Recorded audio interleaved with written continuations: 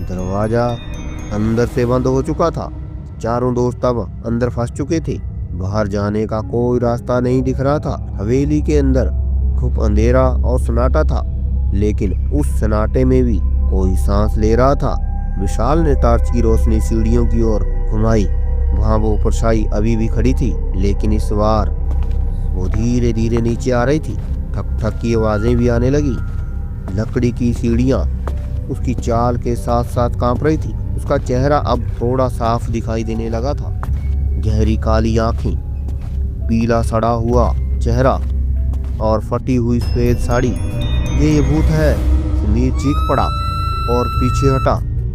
हमें यहाँ से निकलना होगा। अमित घबराया, लेकिन उसकी आवाज अब भी कांपते आत्मविश्वास से भरी थी। रोहन ने भागकर दरवाजा खोलने की कोशिश की, लेकिन वह टस से मस नहीं हुआ। ये अपने आप बंद कैसे हो सकता है? रोहन बड़बड़ाया। तभी हवेली की दीवारों से हाथ निकलने लगे। रक्त से सने हुए लंबे नुकीले हाथ वे हवा में झूल रहे थे, जैसे किसी को पकड़ने की कोशिश कर रहे हो। विशाल ने डर के मारे पीछे हटने की कोशिश की, लेकिन तभी वहां पर हंसी की आवाजें आने लगी। एक मरी हुई महिला की हंसी गूंज उठी। चारों दोस्त एक जगह इकट्ठे हो गए। तभी हवेली के कोने में एक हलचल हुई। चारों ने देखा, वहां एक छोटा बच्चा बैठा था।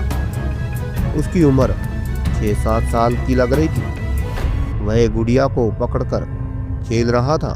उसने सिर उठाया और धीरे धीरे मुस्कुराया। तुम लोग भी मरोगे, उसने फुसफुसाते हुए कहा। समीर बुरी तरह कांप उठा। ये क्या हो रहा है? अमित को अचानक पीछे की दीवार पर अजीब सी करती नजर आई। यह किसी दरवाजे जैसे लग रहा था, लेकिन पूरी तरह छिपा हुआ था। यही हमारी आखिरी उम्मीद है। अमित की कांपती आवाज हवेली के सन्नाटे में गूंज उठी। चारों दोस्तों की धड़कन तेज हो गई। हवेली की दीवारों से झूलते सड़े हुए हाथ, सीढ़ियों से उतरती भूतिया औरत और कोने में बैठे उस अजीब से बच्चे की गूंजती हंसी, यह सब कुछ जैसे उनकी मौत की ओर इशारा कर रहा था। ये पूरी ताकत से उस गुप्त दरवाजे की ओर भागे। पीछे से किसी के तेज भागने की आवाज आ रही थी, जैसे कोई उन तक पहुंचने ही वाला हो। रोहन ने पहले दरवाजे को धक्का दिया, लेकिन वह टस से मस नहीं हुआ। खुल खुल ना रामखोर, विशाल ने चीखते हुए पूरी ताकत लगा दी। तभी वहां पर किसी के अजीब से हंसने की आवाज आई, मानो कोई भूतिया ताकत उन पर झपटने वाली हो। अबे मरना है क्या? पूरी ताकत लगा, अमित गरजा। चारों ने मिलकर आखिरी जोर लगाया। दरवाजा अचानक जोर से खुल गया। चारों अंदर गिर पड़े और फिर टॉर्च की रोशनी जैसे ही अंदर पड़ी, उनके रोंगटे खड़े हो गए। उनके सामने कतारों में बैठी दर्जनों बिना आंखों वाली लाशें हिलने लगी। और तभी तुम आ ही गए। पीछे वही डरावनी फुसफुसाहट आई। चारों दोस्त जमीन पर गिरे हुए हाँफ रहे थे। कतारों में बैठी लाशें, जिनकी आंखों की जगह सिर्फ गहरे काले गड्ढे थे, उनकी गर्दनें धीरे धीरे अजीब से तरीके से हिल रही थी, जैसे वे चारों को देख रही हों, बिना आंखों के ही।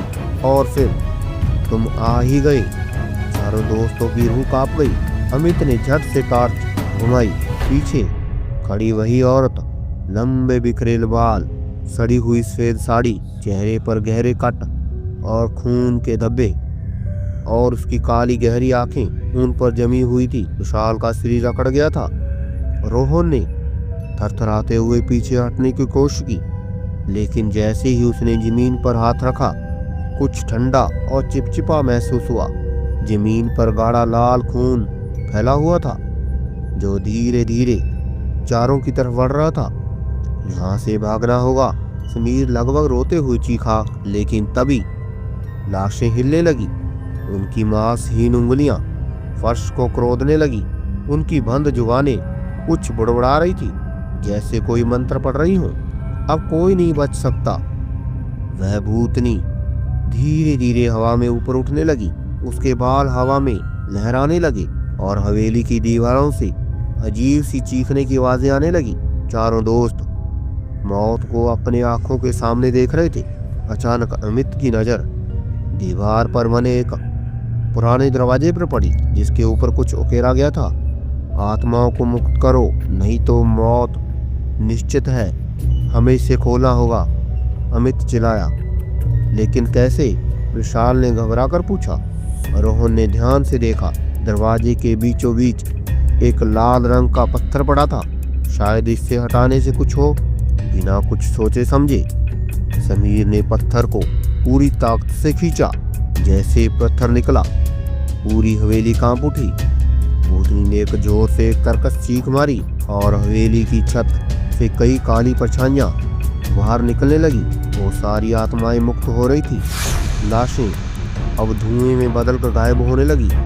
हवेली की दीवारें हिल रही थी, मानो कोई इसे तोड़ रहा हो। भागो, अमित ने जोर से चिल्लाया। चारों दोस्त दरवाजे की ओर भागे। हवेली भरभराने लगी और उसके पीछे अब भी वो भूतनी गुस्से में चीख रही थी, लेकिन उसकी ताकत कमजोर हो रही थी। समीर सबसे पहले बाहर निकला, फिर विशाल और रोहन, लेकिन अमित जैसे ही बाहर निकलने लगा, हवेली का दरवाजा गिरने लगा। अमित विशाल ने उसका हाथ खींच लिया। अमित जैसे तैसे कूद कर बाहर आ गया और फिर पूरी हवेली जमीन में समा गई। धूल का गुबार चारों तरफ फैल गया। हवेली अब हमेशा के लिए मिट चुकी थी। ये क्या था? रोहन फुसफुसाया। अमित ने सूखी आवाज में कहा, इस बात को भूल जाना ही बेहतर है। लेकिन तभी हवा में एक सर्द फुसफुसाहट गूंजी। यह खत्म नहीं हुआ। चारों के रोंगटे खड़े हो गए। क्या ये सच में खत्म हो चुका था या ये असली खौफ अभी शुरू होना था?